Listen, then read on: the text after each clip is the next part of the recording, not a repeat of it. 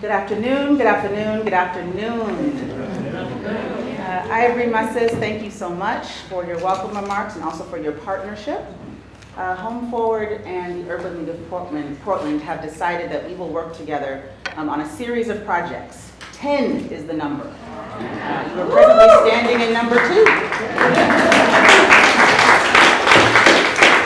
Which means we've got a lot more work to do together, both as leaders of our organizations, but also amongst our staff and our team. So I too want to say thank you to Home Forward staff for your partnership, for your engagement, and for the learning curve that you've embarked upon with such vigor. We know that the way the Urban League approaches this work is different than the way Home Forward has traditionally, and it means a lot to us that you have opened your hearts and your minds and your hands, frankly, to dig in deep with us so that we can together create the outcomes that our community so richly deserves.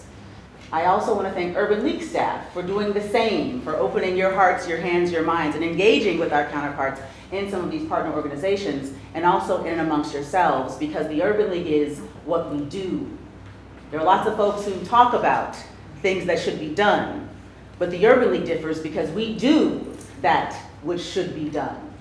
It is not easy work, and I know sometimes you look at colleagues maybe who work at other organizations that say they are similar. In fact, you know in your heart that they are not, because they talk more than they do.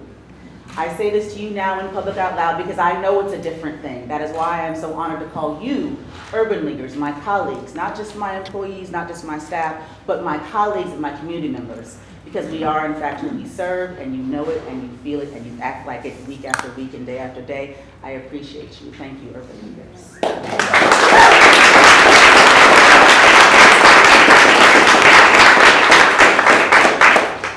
So as we stand here, it's important for you to know that the Urban League, we're a service provider.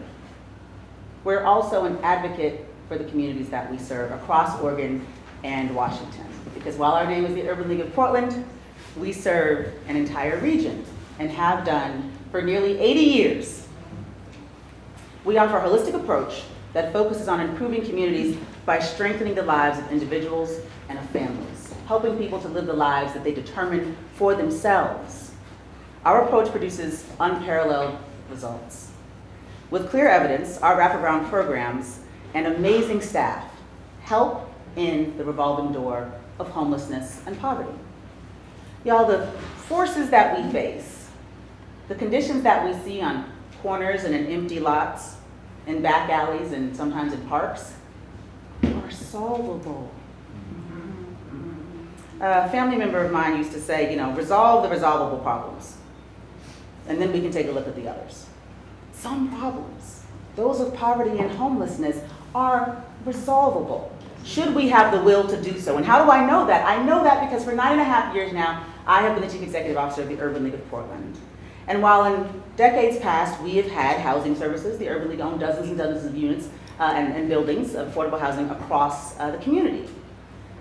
This time around, during this generation of Urban Leaguers, we reformed our housing services program to be lots of different things because our community needs different things now than they needed in 1950 or in 1980. I know because I've learned this work as I've built it. I'm a lawyer, I'm a businesswoman, I'm not a social worker.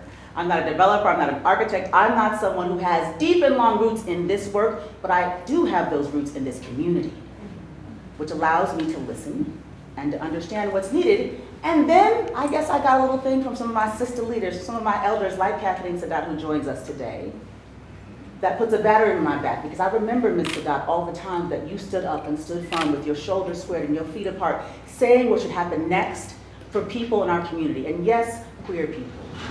Yes, straight people. Yes, children. Yes, elders. But all people, because justice is really very simple. I want for you what I want for myself, and you want for me what you want for yourself. Guess what, y'all? Then we are standing together on a floor of justice. It's not that complicated, but somehow we manage to get ourselves turned around and make it seem as though it is. And that is why we have these entrenched have-nots.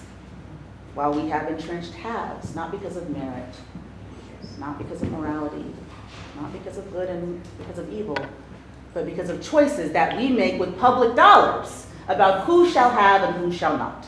So as we stand in this building, it's a story about all of us and making sure that those who have been on the outside can now partake of what is on the inside.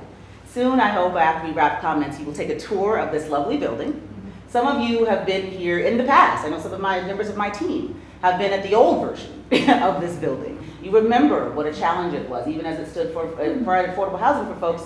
It wasn't so safe, it wasn't so warm, and it certainly wasn't so pretty. I learned from Maxine Fitzpatrick, who is the founding executive director of PCRI in this community, a force to stop the forces of gentrification in Portland. I learned from her that it's not the inside of affordable housing that costs a lot. It's the roof, it's the foundation, it's the plumbing, it's the HVAC, it's the wiring, it's those things. We paint in our own homes or apartments. Paint is just paint. The red paint costs what the blue paint costs. The flooring, a few pennies here or there, but the inside isn't the expensive part. So the Urban League, having learned that lesson from Sister Fitzpatrick, said, okay, so affordable housing doesn't have to look like it's for poor people. Because if it does, that's a choice. So we choose to make it look like a place that I would want to live in, that my sister could live in, that I would be proud to send my auntie or my grandmother to. That is the Urban League difference, but it's just a choice. Anyone else who does this work could choose to do the same, and we hope that by leading by example, they will make those choices to make permanent supportive housing comfortable and beautiful so that people can really feel invested in their homes. Because when that happens, community grows and community flourishes. People who feel invested in their community, those folks vote. That's simple facts. They engage in. Those folks volunteer. Their children go to school and they spend time at those schools. They go to church. I could go on and on, but being invested at home is really such a huge step of curing what ails us, and we can do it if we make the choice to do so.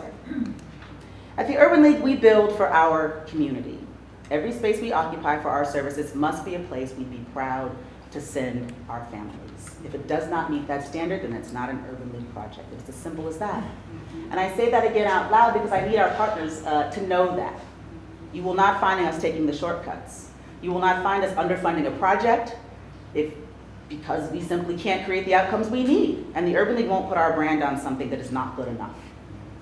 We're not in the business of that. And sometimes that feels like me saying no, and nah, and absolutely not.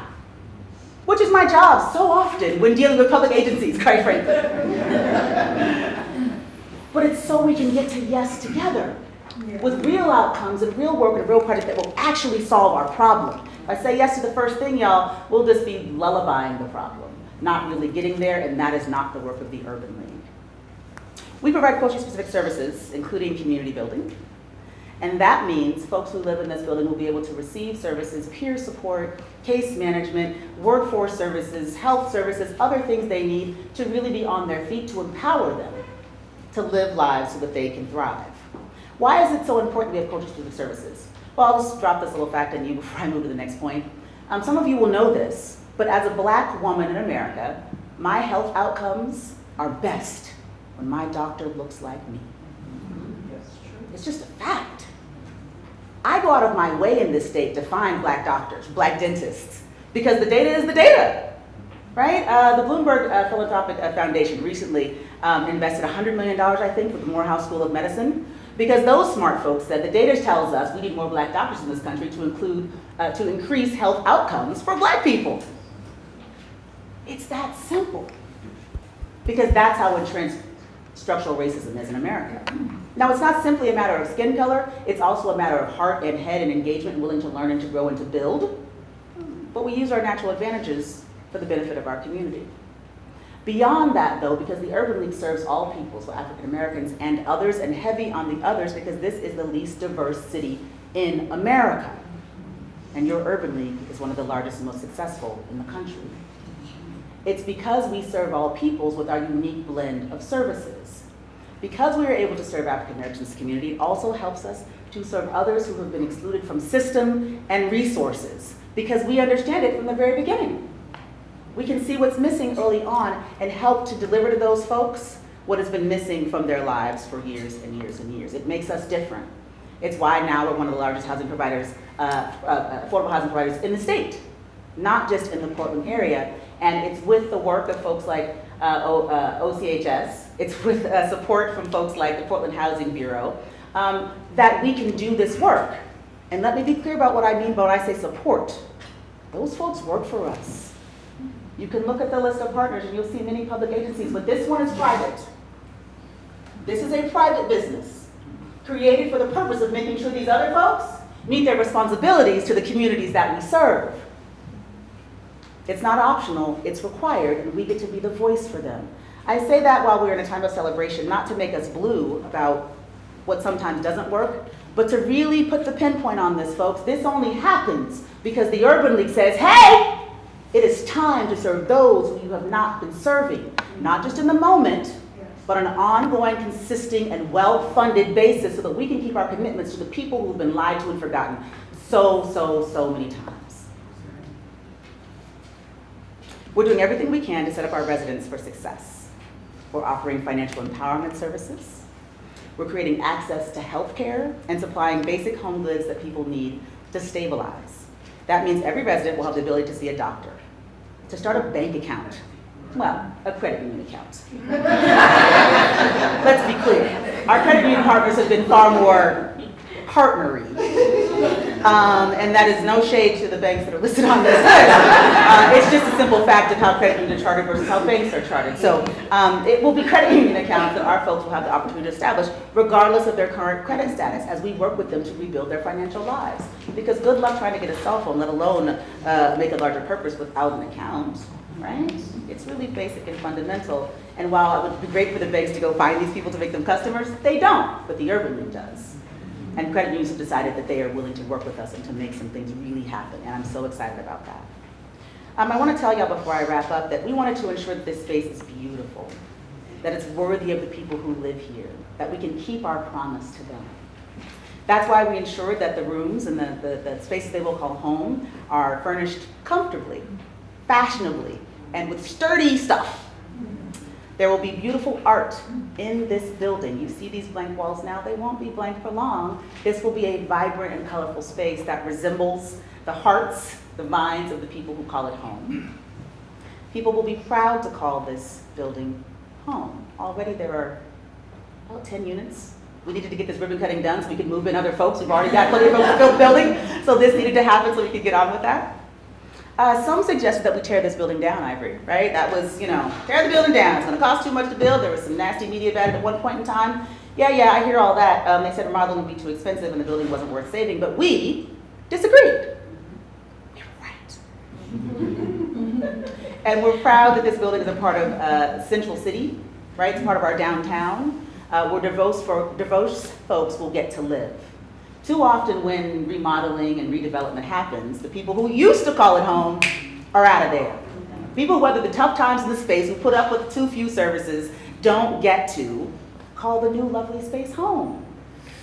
That is no way to build community. And the Urban League knows that, which is why we're so proud that this place will be home for folks, again, who maybe once called it home when it wasn't so special. As we look around this audience, we've got folks from the federal government, we've got folks from the city government, we've got folks from county government, and we've got community members, we've got bankers, we've got friends, we've got just folks who are interested in being here, and I know I have some family who are in the building too. This only happens because of all of us. It happens because you are Urban League members and you help to donate toward the programs and the services that we provide. It makes a big difference when that money is in the door, when I have to go heads up with, I don't know, a state agency to tell them, no, you're not offering us enough, so we're gonna decline that. But we have to have the fortitude to weather those moments, and it's because of Urban League members that we can. You are the partners that we need to say, hey, I got an idea. Listen, you've never seen this before, but it's gonna work. Let's try it. You are those partners in the room that are like, all right, let's see. And we appreciate and value you. And then we have elders in the room like Ms. Sadat, from whom we have learned over the years that it's not enough just to say. It's not enough just to want. It's not enough just to believe. But we must do. And as a little kid from our capital city and from Northeast Portland, who used to hop on TriMet and ride down to Fairfield Square so I could hang out in downtown with my friends sometimes, or taking the 20 up Burnside so I could get to high school up at Catlin Gable. This too is my hood. When you joined us at the Hattie a couple years ago, we opened that from supportive project. I told you that was my hood. Yeah, so is this. That's the beauty of being a Portland girl. I hope that all of you will feel the same about every corner of the Rose City. Better yet, every corner of this region. Because I promise you the housing problems that we face here, they face in Pendleton. Strange, huh? The housing problems we face here, they face in Hermiston. Second, homeowners are pricing them out of their community because it's so beautiful out there. As is true in Lincoln City, as is true in Ashland, as is true in Redmond, as is true in Eugene and Corvette. It's not just us, it's all of us. Thank you so much for joining us today.